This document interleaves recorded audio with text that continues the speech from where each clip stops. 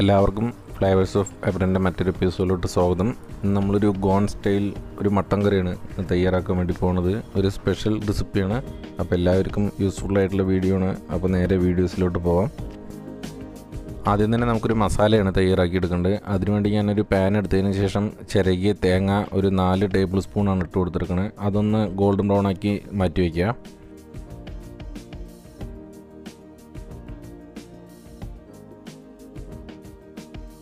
ഇതേപോലെ നമുക്ക് തേങ്ങയൊന്ന് റോസ്റ്റ് ചെയ്ത് മാറ്റി വയ്ക്കണം. അതേ പാനിലോട്ട് തന്നെ ഒരു ടേബിൾ സ്പൂൺ വെളിച്ചെണ്ണ ഒഴിച്ചു കൊടുക്കുക. അതിലോട്ട് ഒരു ഉള്ളി റഫായിട്ട് കട്ട് ചെയ്തതാണ്, അതുകൂടി ഒന്ന് ലൈറ്റായിട്ടൊന്ന് സോട്ട് ചെയ്തെടുക്കണം.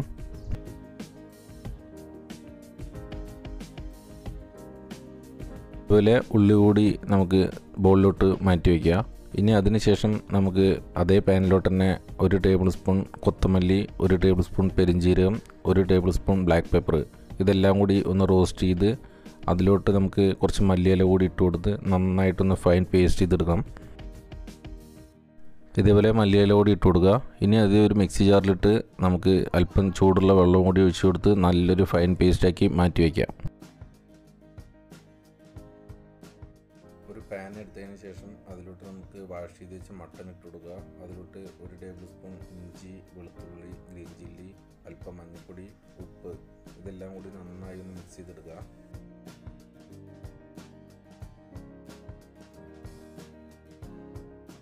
ഇനി ഇതൊന്ന് വേവിക്കാൻ വേണ്ടിയിട്ടുള്ള വെള്ളമാണ് ഒഴിച്ചു കൊടുക്കേണ്ടത്.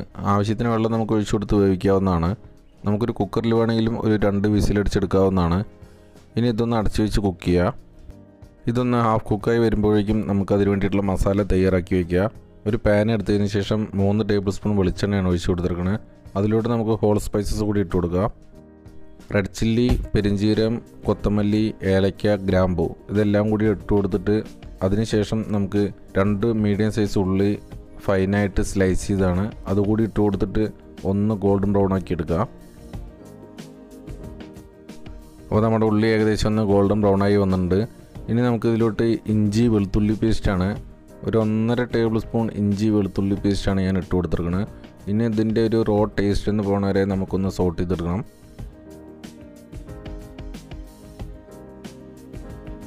ഈ വെളുത്തുള്ളി പേസ്റ്റ് ഒന്ന് സോട്ടായി വരുമ്പോൾ നമുക്ക് അതിലോട്ട് മസാലയാണ്. ചെറിയ ടീസ്പൂൺ മഞ്ഞൾപ്പൊടി, 1 ടേബിൾ സ്പൂൺ മുളക് പൊടി, 1 ടേബിൾ സ്പൂൺ മല്ലിപ്പൊടി, 1/2 ടേബിൾ സ്പൂൺ മീറ്റ് മസാല ഇതെല്ലാം കൂടി നന്നായിട്ടൊന്ന് മൂപ്പിച്ചെടുക്കുക.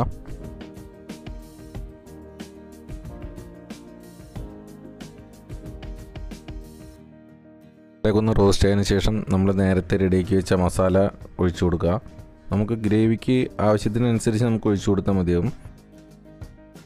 ഇനി ഈ മസാല കൂടി ഒന്ന് കുക്ക് ചെയ്തെടുക്കണം.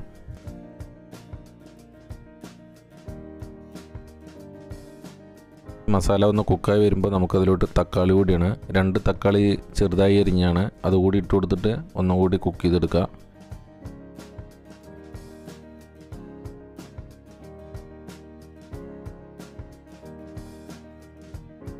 അപ്പോൾ നമ്മുടെ മസാലയൊക്കെ നന്നായിട്ട് കുക്കായി വന്നിട്ടുണ്ട്. നമ്മുടെ ടൊമാറ്റോയും ആ ഗ്രേവിയും അതൊക്കെ നല്ലൊരു റോ ടേസ്റ്റൊക്കെ പോയി വന്നിട്ടുണ്ട്.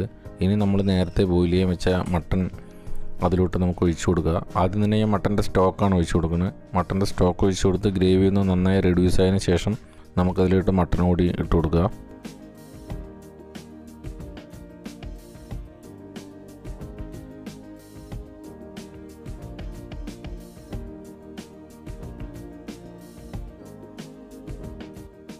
ഇതേപോലെ നമുക്ക് ഗ്രേവി ഒന്ന് റെഡ്യൂസായി വരുമ്പോൾ നമുക്കതിലോട്ട് വേവിച്ച് വെച്ച് മട്ടൻ കൂടി ഇട്ട് കൊടുക്കുക.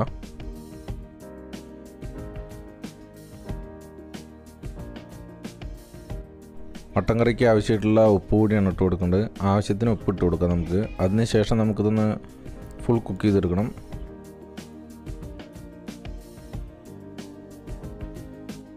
ഇനി നമുക്കിതൊന്ന് അടച്ച് വെച്ച് ഒരു 10 മിനിറ്റ് കുക്ക് ചെയ്തെടുക്കുക.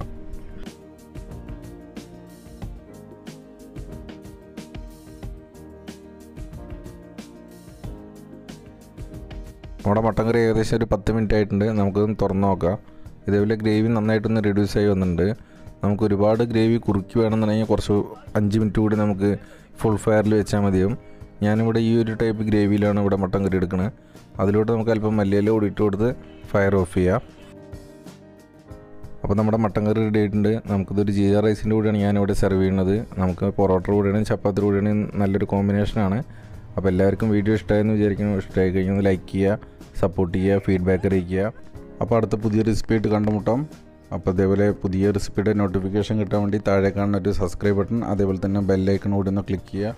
അപ്പോൾ അടുത്ത വീഡിയോ ആയിട്ട് കണ്ടുമുട്ടാം. Thank you for watching. By.